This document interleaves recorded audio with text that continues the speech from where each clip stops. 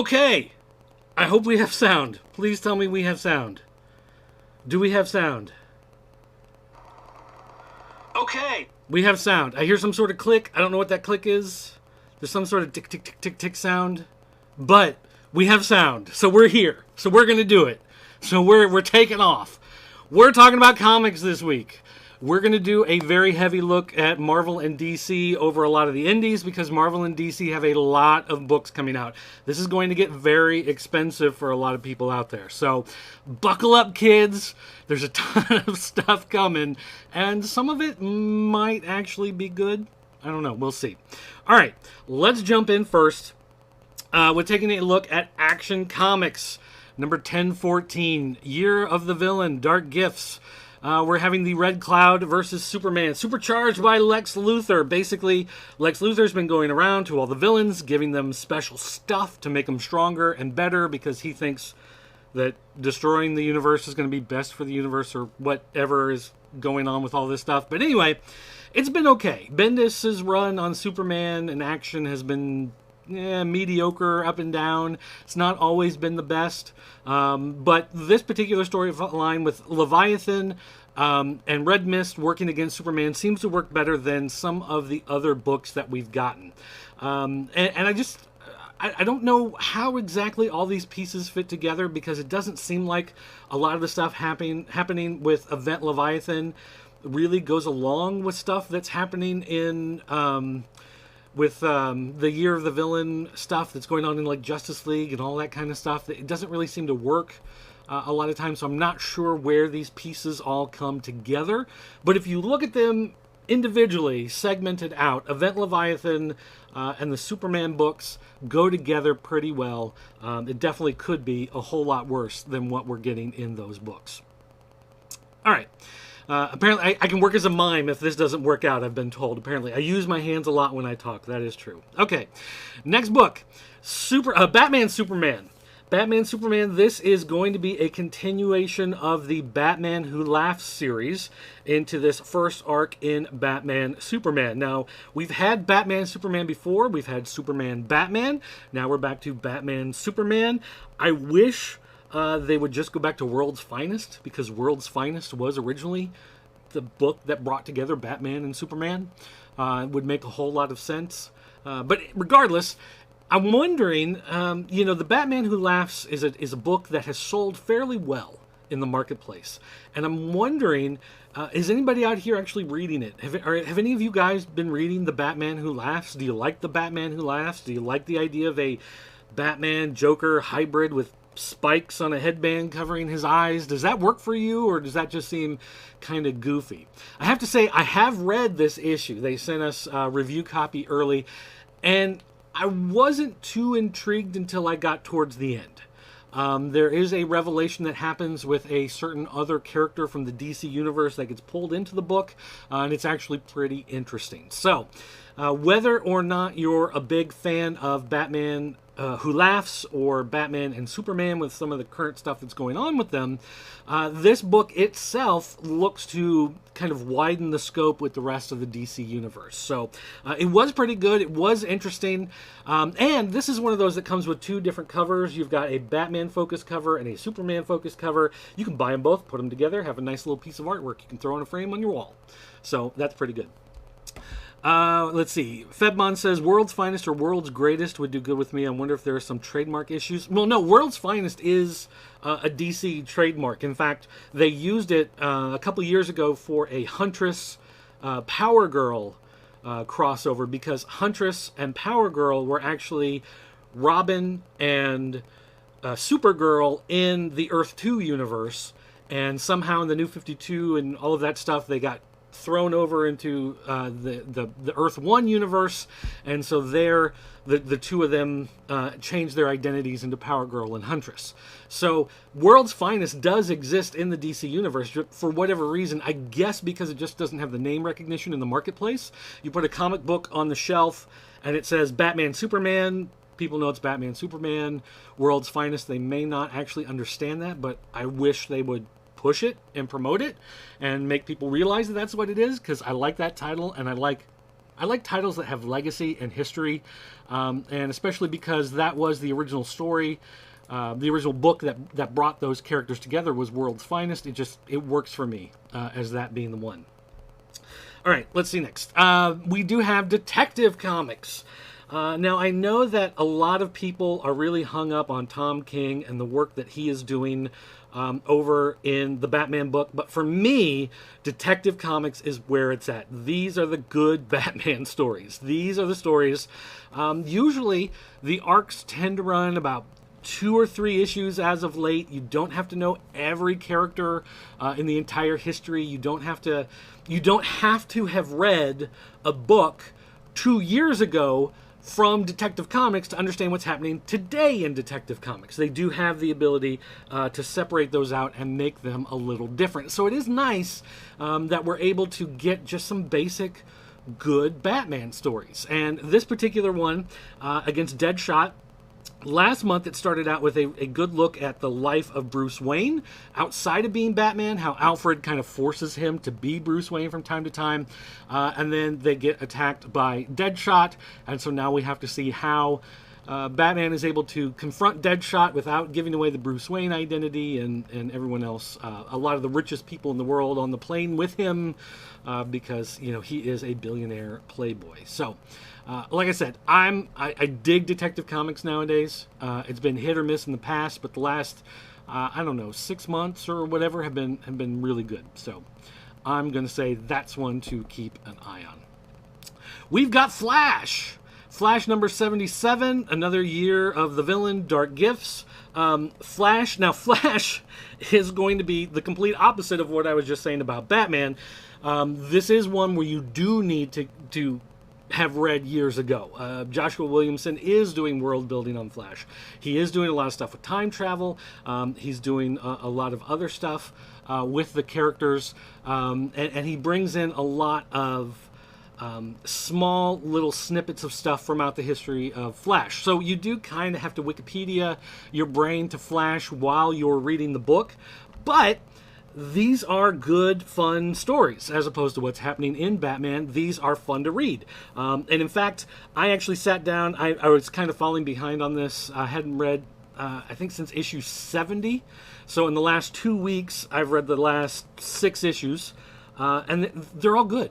It's just a good, ongoing series. It's happy and just a good time had by all. And Fedmon, I do see your question. Is that Batman Beyond on the cover of Detective? No, it's not. That's just the funky artwork they have for the cover. All right. Justice League 30. Now, Justice League has been a little bit hit and miss over the last year or so. Starting about issue 19, 18 or 19 somewhere, they did this storyline where they had this like Justice League from, I think it was the future or an alternate universe. I forget exactly how it worked out. Everything wasn't exactly what it seemed to be, and it looked like a lot of fun. And then they went up to the anniversary issue of 25. They were dealing a lot with the fallout from Crisis on Infinite Earths. If you remember that from a long time ago, the Monitor, the Anti-Monitor, they kind of explained the history of the characters and how the multiverse was created, and how the multiverse is trying to fight to come back into existence after the stuff that's happened with Doomsday Clock. And even though we haven't gotten done with Doomsday Clock, you can definitely feel that there's some sort of tie-in here. And then, starting in 26, it got a little less interesting. They've been working towards building up to the Year of the Villain stuff, and it just hasn't been as gripping as the stuff that came before. Part of it maybe because it was so big in scope and it was so much fun, and you had these the return of Starman, the good Starman, the one with the giant star on his chest, the classic character, as opposed to the other one that was like Vertigo Light version that they brought out in the 90s. It felt like a big epic story. And then the last few issues have been basically Martian Manhunter and Hawk Girl. And just a lot of focus on them. We do get Batman with Jarro, which is a little Starro that likes to sit on his shoulder and call him Dad, which is a little awkward and weird. So it hasn't felt quite as epic and big. But this one here, we're going back to issue 30. This is the Justice Doom War. This is the Legion of Doom. and the Justice League finally getting into a giant battle. This hopefully is the one that kicks it in the butt and gets it going. So I am looking forward to that as well. All right, jumping over to Marvel real quick here. We do have Absolute Carnage. Are you guys reading Absolute Carnage? Is anybody out there reading this? There are a lot of books in Absolute Carnage. If you're reading it, are you just reading Absolute Carnage? Are you reading all of the books, or did you go through the list and say, okay, well, here are the 35 different tie-in series they're going to do. I want this one and this one and this one. Or are you just walking into the comic shop on Wednesday and kind of flipping through and deciding which ones you're going to take home? I really am interested to know, for people who are interested in Absolute Carnage. And also, it's a Donny Cates project. So are you the type of person that also read Thor and Cosmic Ghost Rider and Venom and all the other stuff he's been working on? Or are you just a fan of Carnage? And so you decided to check that out because you knew it was going to be a huge crossover event. So, all right. So that's, kind of a cool, funky, fun thing that's going on with Carnage. But of course, that's not the only one, because there is Absolute Carnage Lethal Protectors. And so here we've got a tie-in book that's going to deal with the, I don't know if you want to call them like the crumbs of the Amazing Spider-Man universe. I'm not sure exactly how you want to refer to them, but it's Cloak and Dagger, Morbius.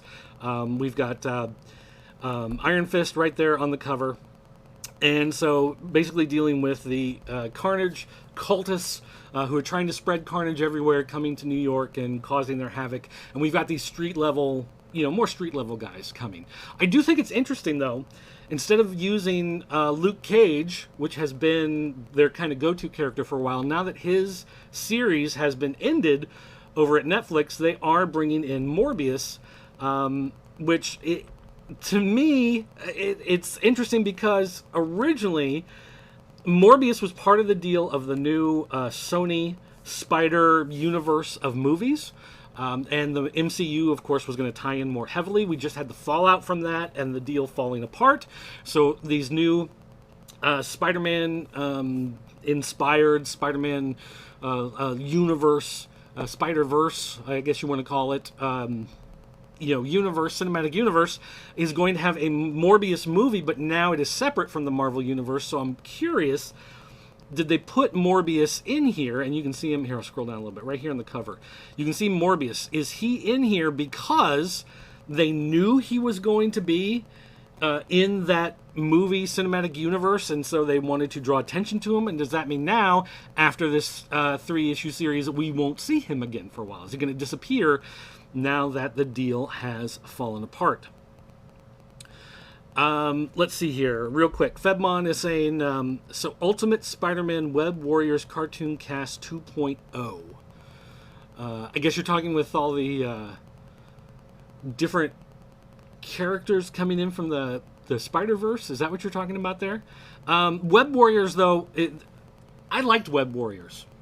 I liked Ultimate Spider-Man. I thought that was a lot of fun. I liked the stuff they did with it. I've not been as big a fan since they crossed him over and just brought him into the regular Marvel universe, but I mean, he was a popular character, and the Ultimate Universe was dead for all intent and purposes, so they just wanted to keep the character going. But yeah, so these Lethal Protectors, it's just part of this ongoing push for all of this Carnage stuff. I'm wondering how many people are getting royalties off of this. Are anybody involved with these characters still getting checks? Or has Marvel cut them out? I know DC's really good at sending out checks when these characters show up and stuff, but I don't know about Marvel.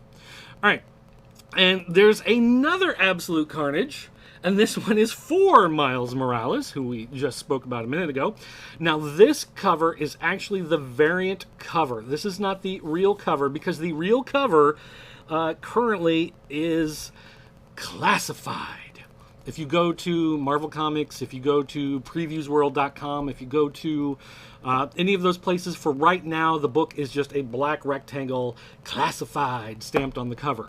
Now, I'm sure in the next few hours, those will switch over. They'll show you the actual cover art because, comic stores are getting their books today. They're starting to go through them. So the actual cover, I'm sure, has already been leaked on Twitter or whatever if you want to go find them. But regardless, This book is yet again another Absolute Carnage tie-in, and since it's a part of the Spider universe, they have to bring in Miles Morales.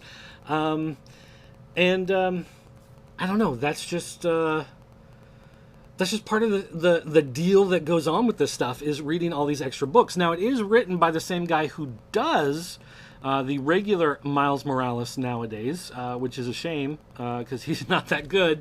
But regardless, it will be Miles Morales and Scorpion dealing with all this Venom stuff. All right, now real quick, Fedbon back in the chat. He was talking about Ultimate Spider-Man, the cartoon, not the comic series. I gotcha. When I think of the Ultimate Spider-Man cartoon, though, I'm thinking of the one that had Nova and Power Fist and or Iron Fist and who else? White Tiger, was that the other one? So that's the one I remember because that's the one my son always watched.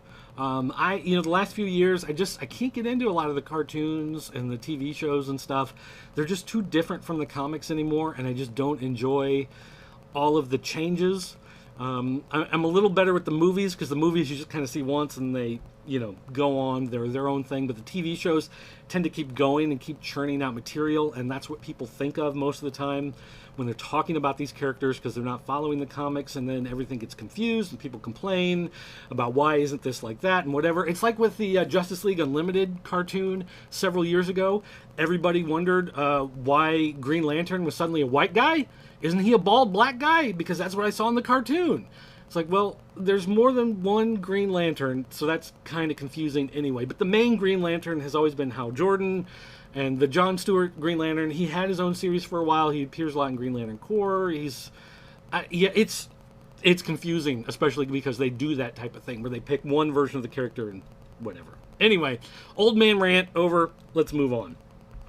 Amazing Spider-Man. This is Amazing Spider-Man 300 is getting reprinted. They're calling it here Amazing Spider-Man Venom 3D #1 polybagged. Basically, they've taken Amazing Spider-Man 300 and they've reworked all of the artwork and they've turned it into a 3D comic.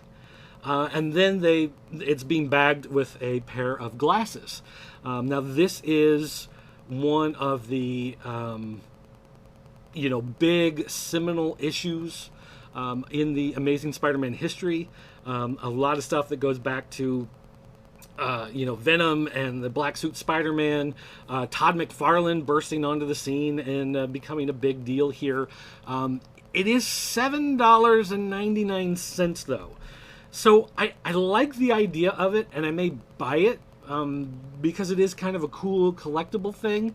But I'm just wondering, is anybody else out there going to pay $8 for a 3D comic? I mean, I know there's a handful of people like me, but any of you guys feel like that's worth paying for a comic like this?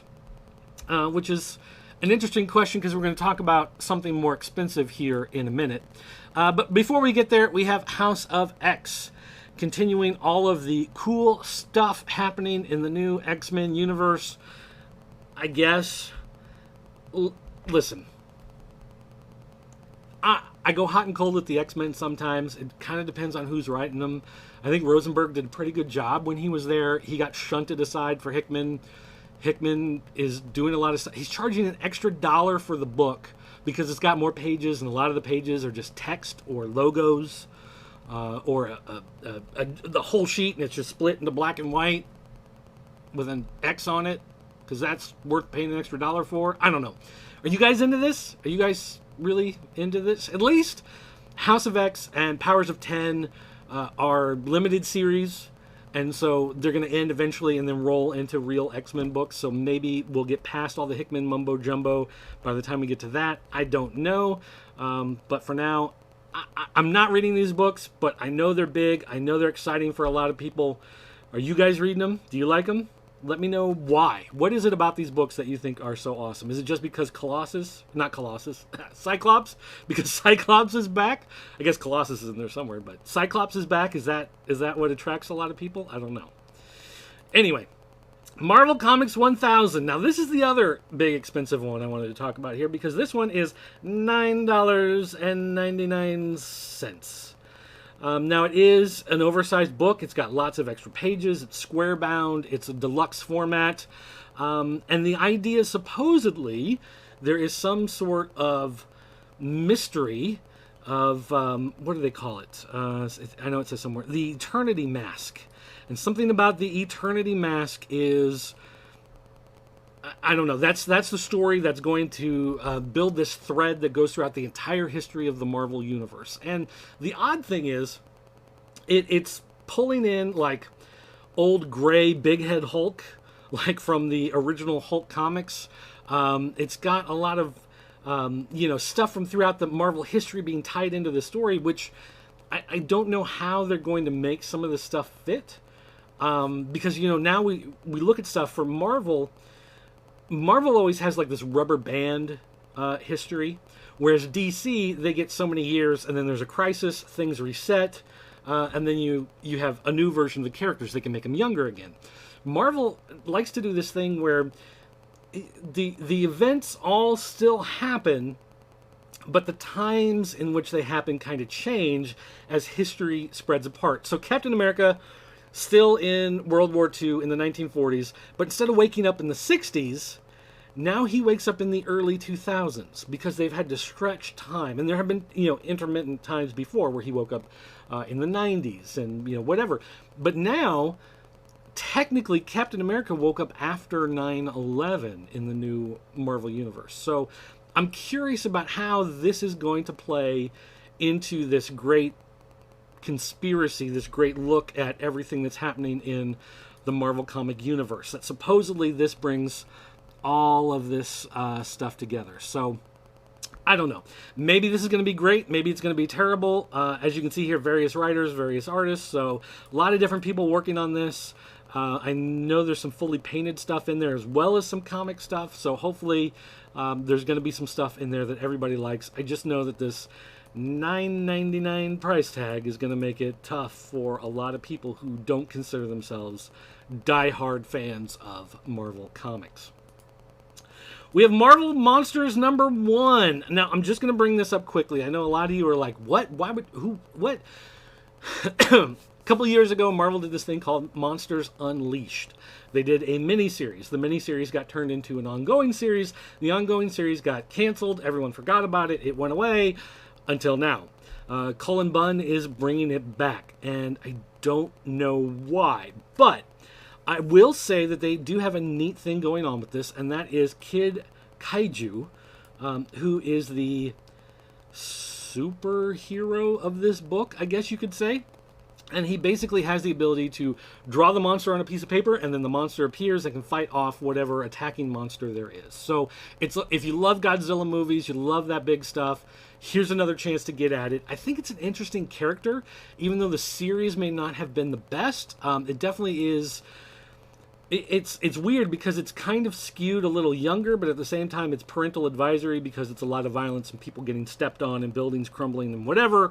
But still, if you've got a kid, 7, 8, 9, it's probably a good one for them. Enjoy it quite a bit. And that's going to bring me to the next book, which is one my son has desperately been waiting for. Power Pack Grow Up #1. Yes, Power Pack is returning. I know, Jason Duvall, you're out there. Power Pack is coming back. You're going to love that book yourself.